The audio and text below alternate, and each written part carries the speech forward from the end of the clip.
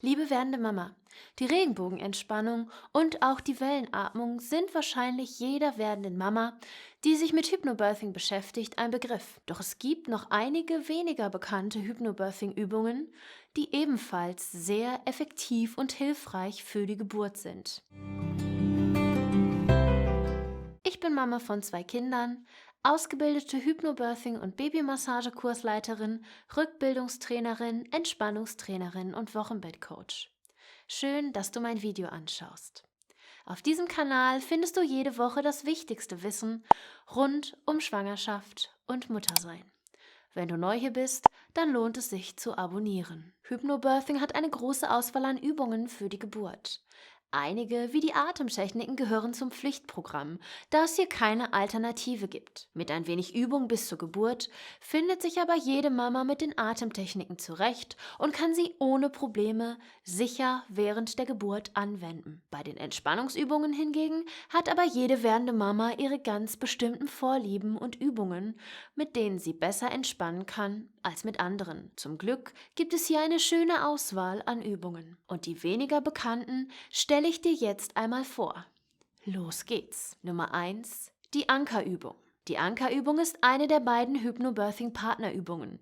Sie ist nicht ganz so bekannt und gerät auch nach dem Kurs beim Wiederholen und Üben öfter mal in Vergessenheit. Vor allem, da diese Übung mit dem Geburtsbegleiter gemeinsam geübt werden muss, ist sie für das ein oder andere Elternpaar vielleicht etwas abschreckend. Denn hier ist die wichtigste Voraussetzung, dass man gemeinsame Zeit mit seinem Partner findet, um zu üben.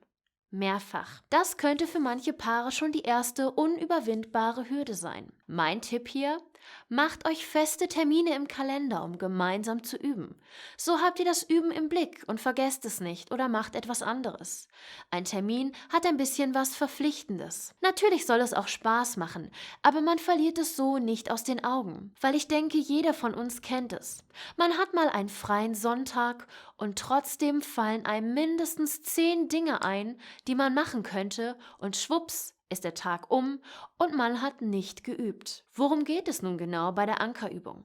Die Ankerübung an sich soll, wie der Name schon verrät, etwas verankern, nämlich ein besonders positives Gefühl, das man dann während der Geburt abrufen kann, um die eigene Entspannung zu vertiefen. Das Abrufen funktioniert hier über einen Anker, der in der Schwangerschaft mehrere Male vom Partner gesetzt wurde.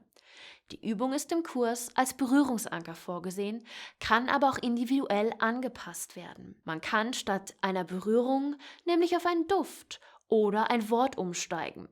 Diese Anker funktionieren nach demselben Prinzip. Die Berührung wird durch einen bestimmten Duft ersetzt, mit dem die werdende Mama etwas Positives verbindet, oder durch ein liebevolles Wort, wie zum Beispiel ihren Kosenamen. In der Schwangerschaft sollten die werdenden Eltern diesen Anker daher einige Male gemeinsam setzen und vertiefen. So kann er während der Geburt effektiv dazu genutzt werden, der werdenden Mama in eine tiefere Entspannung zu helfen, sollte sie diese verlieren. Eine super Übung also, um eine stressfreie Geburt vorzubereiten. Nummer 2.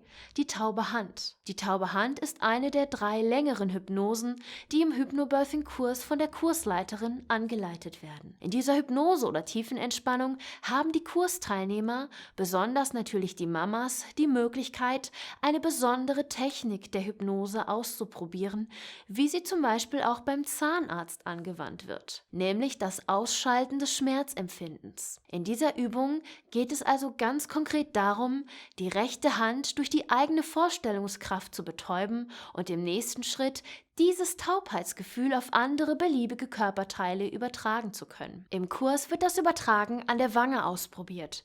Während der Geburt soll die werdende Mama mit der Übung dann die Möglichkeit haben, ihre Gebärmutter für den klassischen Geburtsschmerz taub zu machen, sodass sie nur noch das Arbeiten, also das Kontrahieren der Gebärmuttermuskulatur spürt. Dieses Taubheitsgefühl zu erzeugen, erfordert ein wenig Übung, und es gibt natürlich auch Mamas, bei denen es überhaupt nicht klappen will. Das ist durch die große Auswahl an Übungen aber nicht so sehr schlimm, da sie in diesem Fall eine andere Übung zum Entspannen und Lockern wählen kann. Hat man aber einen guten Anschluss zu dieser Übung gefunden und sie regelmäßig bis zur Geburt wiederholt, kann sie äußerst hilfreich sein. Aber auch hier gilt, wie bei allen Übungen, mach dir keinen Stress und übe ohne Druck. Nummer 3, der Tempel des Friedens. Der Tempel des Friedens ist neben der Regenbogenentspannung eine weitere, längere geführte Hypnose, die während der Schwangerschaft gehört werden kann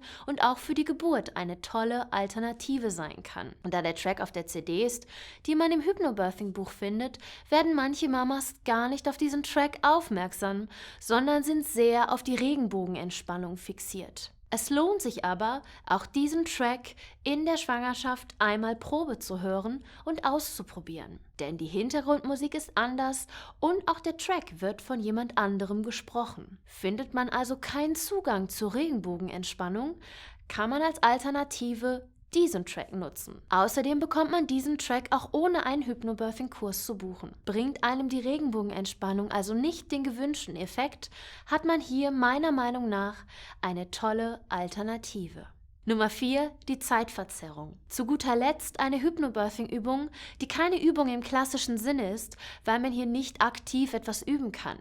Man kann aber durch viele andere Dinge in der Vorbereitung auf die Geburt positiven Einfluss hierauf nehmen. Und die Zeitverzerrung ist eine Konsequenz dieses positiven Einflusses. Die Zeitverzerrung ist das Gegenstück zur Zeitdehnung. Die kennen wir sicher alle. Man sitzt bei 0 Grad an der Bushaltestelle und der Bus soll in 5 Minuten kommen. Diese 5 Minuten werden sich wahrscheinlich wie 30 oder auch 45 Minuten anfühlen. Die Zeitdehnung brauchen wir während der Geburt natürlich nicht, denn auch wenn man gut auf die Geburt vorbereitet ist und eine entspannte Geburt erlebt, wünscht man sich ja trotzdem, dass man sein Baby schnell in die Arme schließen darf. Ist man als werdende Mama nun gemeinsam mit dem Geburtsbegleiter gut auf die Geburt vorbereitet, entspannt und lässt sich bewusst oder auch unbewusst in diese Art Flow-Zustand hineinfallen, indem man sich von Welle zu Welle atmet, tritt die Zeitverzerrung von ganz alleine ein. Und so kann es ganz schnell passieren, dass eine Stunde oder auch mehr vergangen ist und man es gar nicht bewusst mitbekommen hat. Gibt es also keine Störfaktoren von außen, beziehungsweise kümmert sich der Partner darum, hat der Geist die Möglichkeit abzudriften und abzuschalten. Ganz von alleine. Wie du siehst, gibt es also im Hypnobirthing eine wirklich vielfältige Auswahl an Übungen für die Geburt und es ist wirklich für jeden etwas Passendes dabei. Es lohnt sich also im Buch einen Blick in den Übungsteil zu werfen, beziehungsweise nach einem Kurs nochmal alle Übungen Revue passieren zu lassen und im Anschluss dann ganz in Ruhe die hilfreichsten Übungen für sich selbst herauszusuchen. Welches sind deine persönlichen Hypnobirthing-Lieblingsübungen? Schreib es mir unten in die Kommentare. Um noch mehr Mamas auf dieses wichtige Thema aufmerksam zu machen, gib diesem Video ein Like und teile es. Abonniere den Kanal und läute die Glocke, damit du kein neues Video mehr verpasst. Und hier habe ich außerdem 2 weitere Videos, die für dich auch interessant sein könnten. Bis zum nächsten Video. Deine Marie.